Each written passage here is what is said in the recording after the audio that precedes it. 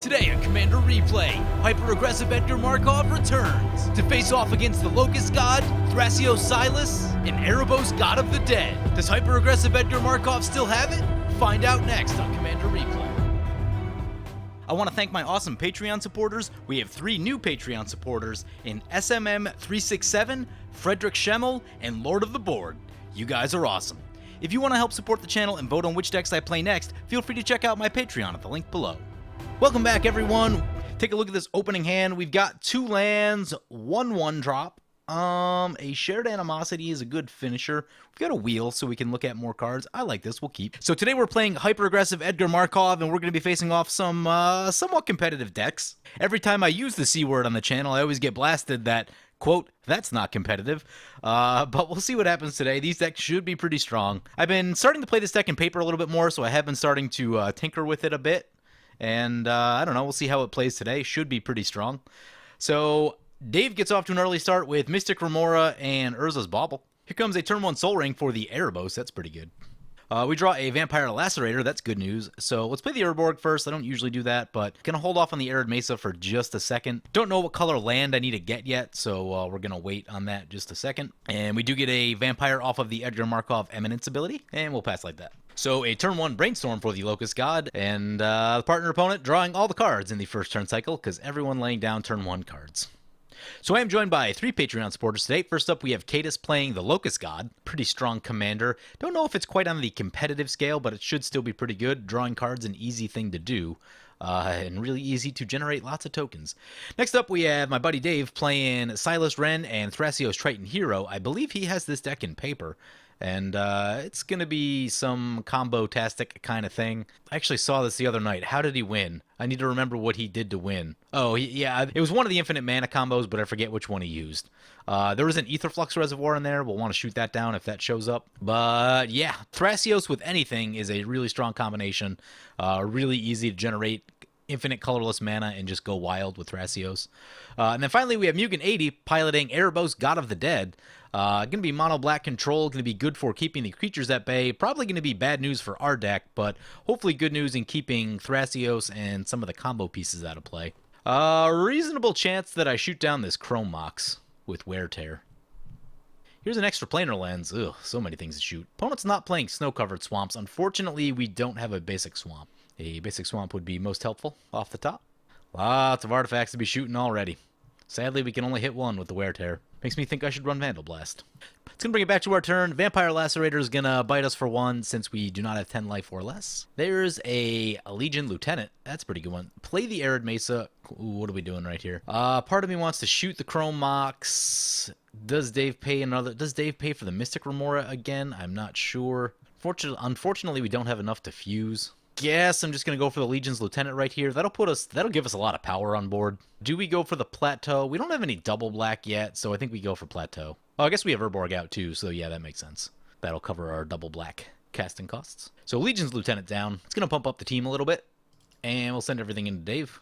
If we can catch a land and hit Shared Animosity next turn, we'll be able to do some damage. Here comes an Impact Tremors. Yep, that's a good one. Continuing to draw with the Mystic Remora. I never seem to have that kind of success with my turn 1 Mystic Remoras. Thing's drawn like 4 or 5 cards already. Ooh, he's going to pay for the Mystic Remora. Well, the good news is, I guess if he's doing that, he's not doing things that are worse than that, but he'll still be drawing tons of cards. Makes his 3rd land drop. Plays a Dimir Charm. Oh, destroys our Legion's Lieutenant. That's going to slow us down. That was providing a large amount of power for us. Yeah, maybe I do need a Vandal Blast in the deck, although, I don't know, we're still so far away from, like, being able to overload a Vandal Blast that... Here comes a Blood Gift Demon. It's not great for us. Bring it back to our turn. Vampire Lacerator will get us 1 more time. We draw Vampire Nocturnus, not at all what we wanted to see. We can shoot an artifact, we can shoot an enchantment, or we can play a Gul'Dra's Assassin. I think we're on the Gul'Dra's Assassin plan, and then we'll leave up Tear. Again, if we hit Shared Animosity, we can do some real damage next turn. Send 1 into the Locust God just so they're not at 38 still. Try to start whittling them down a bit. Once Impact Tremors gets going, other players' life totals will drop pretty significantly. So we want to make sure that they're not at like 40 when that happens. There's Trinket Mage. That'll trigger the Impact Tremors. Impact Tremors does shorten the distance that we need to cover with our deck, so just that it'll be hurting us in the process. So things to think about. It may be not a reason to blow it up just yet. So we go down to 36. Cumulative upkeep on the Mystic Remora. Let's see if he keeps it. Lets it go. Here comes an elf. Here comes a counterbalance. Oh boy. Counterbalance can probably get us pretty good. Serum Visions. Gonna draw a card and scry 2. Being that most of the things in our deck are like 1, 2, and 3 mana, counterbalance set up to probably do some work on us. We'll see if we get any information off of the Erebos' turn. If not, we may try to tear on the counterbalance. Here comes a Sign in Blood. Let's see what they do with the counterbalance. Ooh, they have an Imperial Seal on top. Alright, so tear's not going to work. Would like to see if we can catch another land off the top, especially a swamp. Swamp off the top means we can go Vampire Nocturnus, and if there's another black card on top, we can hit really hard. Also means we could also just go Shared Animosity, which it's probably a little bit safer in terms of making sure we get the damage in. Here comes Erebos, triggering the counterbalance again. And opponent's going to draw with the Erebos, sure. So we go back to our turn. Lacerator's going to get us one more time. We draw not a land.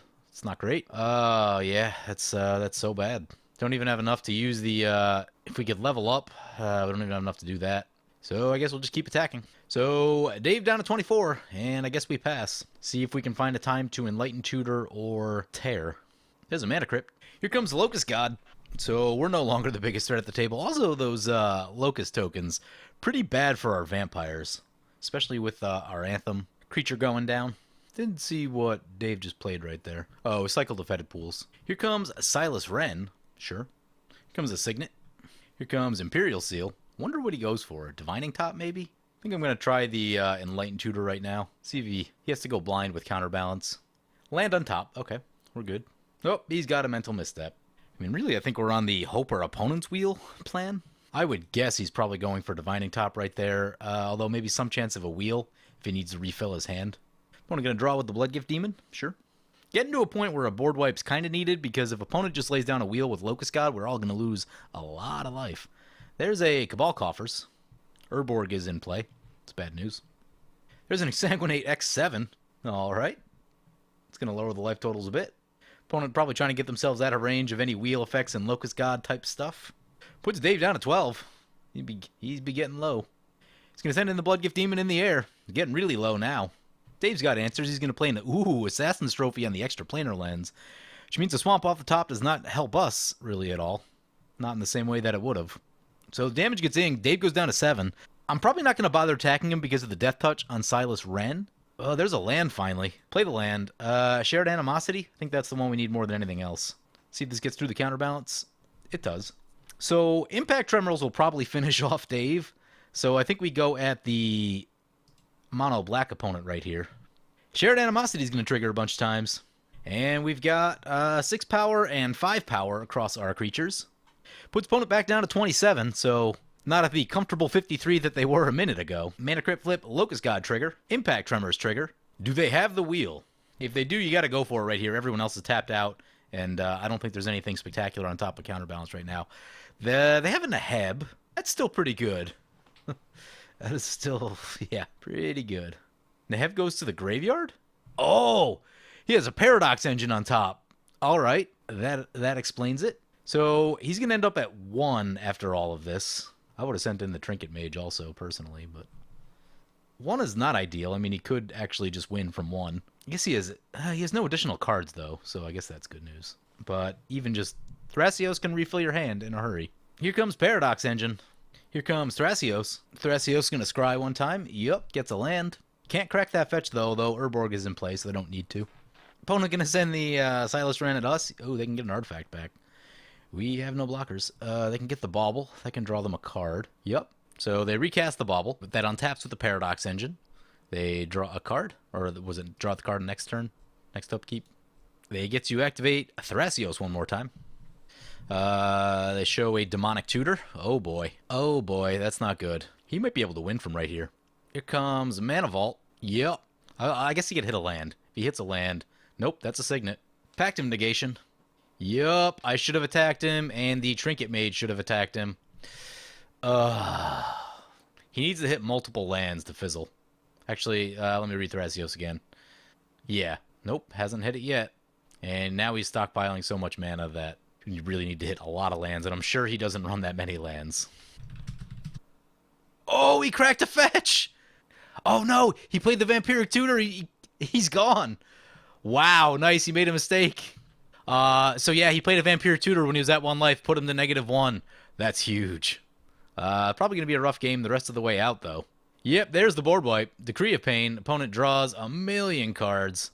There's a Mana Vault. The wheel's actually going to be pretty good after the Decree of Pain, I think. I was thinking about the Wear Tear, but probably wheel time now. Damping Matrix. Ooh. Activated abilities of artifacts and creatures can't be activated unless they're mana abilities. Opponent discarding a bunch of stuff. False Cure. There's one you don't see. Whenever a player gains life, that player loses 2 life for each one instead. Well, we catch a land. Lands are good. We catch a land, comes back to our turn. We'll come in tap, sadly, but now's the best time for that wheel. Opponent's got a perfectly sculpted 7, so that'll go away on them. And also, Locust God is not in play. And I think it'll send it back to... Actually, that'll send Locust God back to the command zone. So that's even better. We draw some stuff. Draw Blood Artist, Bloodghast, Bloodline Keeper, and Winter Orb, plus lands. Opponents have more mana rocks than us, so that's a thing. Winter Orb may not be the card we want right here because of that. What we get rid of from our opponent's hand? Jace's Archivist, a Sphinx, Toothy, probably all the good. Grey Merchant, Phyrexian Obliterator, Necropotence, Beseech the Queen, Oppression. Yeah, definitely got rid of some good stuff. So Locust God goes back into the graveyard, and actually opponent doesn't have a way to pull it out. So there is a bug, we'll call it a bug for lack of a better word, is when if Locust God's in your hand and someone wheels, you don't have the opportunity to change the zone on it, so it'll go back to the graveyard. I've had issues with that interaction before. It is a problem. And that's one of the reasons why they need to make it so you select the zone as your commander changes zones, not having to select it before it changes zones. Yeah, it causes a problem. Each opponent can't draw more than 1 card each turn. Ooh, it's not great. There's an Elixir of Immortality, so opponent can get their Locust God back with that. Opponent's going to look at the top 4 cards of their library, may reveal a non-creature, non-land from among them, put it into the hand, the rest on the bottom, in random order. Here comes a painful quandary. Whenever opponent casts a spell, that player loses 5 life unless they discard a card. Whew. Nirkana Revenant. Oh, boy. And Liliana of the Dark Realms. They plus Liliana. Makes me not super happy to throw a Bloodline Keeper out there. They may shoot it down.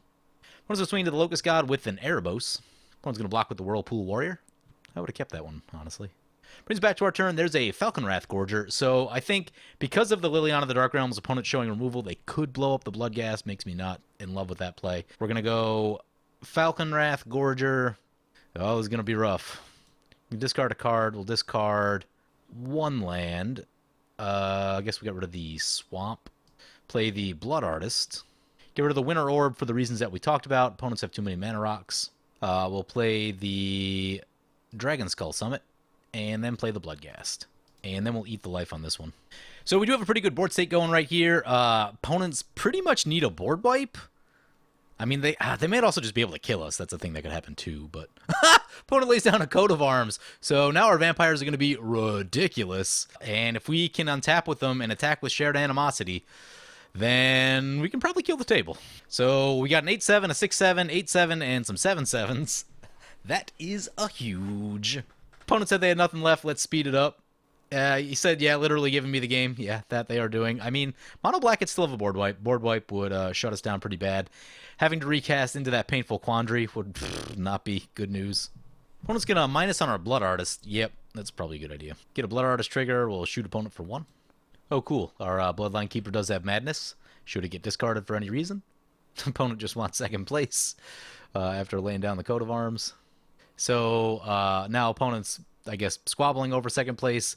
Mono Black opponent going to swing into the Locust God for, what's that, 14? I mean, opponent was probably better off leaving blockers back. Some chance that we can't come in and kill them. Well, maybe we could. Yeah, I guess Shared Animosity still triggers. Brings it back to our turn. There's a Plains. Play the Plains. Cast our commander. Pay the 5 life. Go down to 13. Painful Quandary. That is a good card. I got to run that thing more. And we should be able to kill everyone right here. Edgar Markov is going to trigger. Shared Animosity will trigger. And our creatures be huge. Bam, taking down the game. I mean, all right, opponent helped us out a little bit with the Coat of Arms for sure. And by a little bit, I mean a lot. There's Vindicate. That would have been helpful.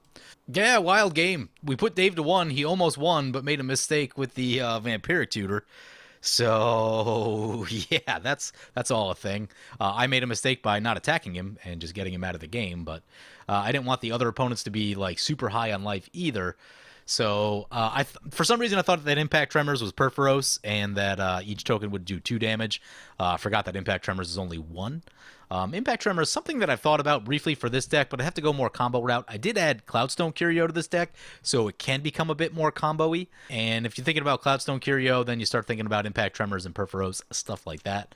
But I don't know. That's probably need to alter more pieces of the deck to really like get that whole thing working. But yeah, hyper-aggressive Edgar Markov, still pretty strong. We still had a great showing considering we missed 2 land drops in the early part of the game. Like, we missed 2 very big land drops and just kind of stalled out, didn't have much going on, so yeah. Anyway, hope you guys enjoyed this video. As always, feel free to comment, like, or subscribe. Thank you for watching.